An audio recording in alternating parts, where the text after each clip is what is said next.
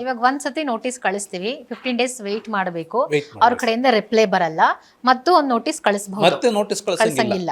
ಕೋರ್ಟಿಗೆ ಕಂಪ್ಲೇಂಟ್ ಹಾಕಬೇಕು. Okay, 15 days ಮುಗಿದ್ಮೇಲೆ 15 ಡೇಸ್ ಮುಗಿದ್ಮೇಲೆ 30 ದಿವಸದೊಳಗಡೆ ಒಂದು ಕಂಪ್ಲೇಂಟ್ ಹಾಕಬೇಕು. ಓಕೆ. ಸೊ ಎಸೆನ್ಷಿಯಲಿ ಅವರಿಗೆ ನೋಟಿಸ್ ತಲುಪಿದ ಮೇಲೆ ನಮಗೆ ಯಾವಾಗ ಗೊತ್ತಾಗುತ್ತೆ, ವಾಟ್ಸಪ್ ಕಳಿಸಿದ್ರೆ ಅವತ್ತಿಂದ ಅವತ್ತೇ ಅವ್ರಿಗೆ ಸಿಕ್ಕಿದೆ ಅಂತ ನಾವು ಭಾವಿಸ್ಕೋಬಹುದು.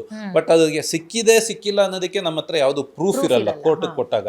ಸೊ 15 ದಿವಸ ಯಾವಾಗ ಮುಗಿಯುತ್ತೆ, ಅವರು ನಾವಲ್ಲೇ ಬಂದು ನನ್ನ ಹತ್ರ ನಂಬರೇ ಇರಲಿಲ್ಲ, ನಾನು ವಾಟ್ಸಪ್ ಯೂಸ್ ಮಾಡ್ತಾ ಇರಲಿಲ್ಲ, ನನಗೆ ನೋಡೇ ಇರಲಿಲ್ಲ ಅಂತ ಹೇಳಿದಾಗ ನೀವು 15 ದಿವಸದೊಳಗಡೆ ಒಂದು ದುಡ್ಡು ಕೊಡಬೇಕಾಗಿತ್ತು ಅಂತ ಹೇಳಿದ್ನ ಅವರು ಅಲ್ಲಿ 15 ದಿವಸದ ಟೈಮ್ ಸಿಕ್ಕಲ್ಲ.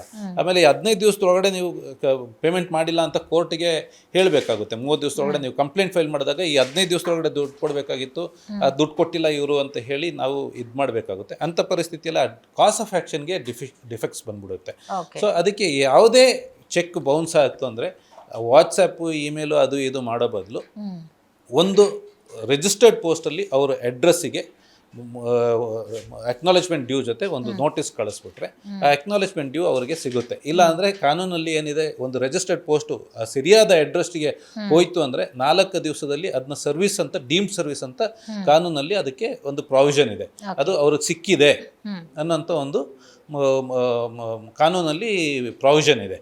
ಸೊ ಆ 4 ದಿವಸ ಆದಮೇಲೆ ನೀವು ಅದನ್ನ ಅವ್ರಿಗೆ ಸಿಕ್ಕಿದೆ ಅಂತ ಹೇಳಿ ನಾವು ಕೋರ್ಟಲ್ಲಿ ತಗೋಬೋದು.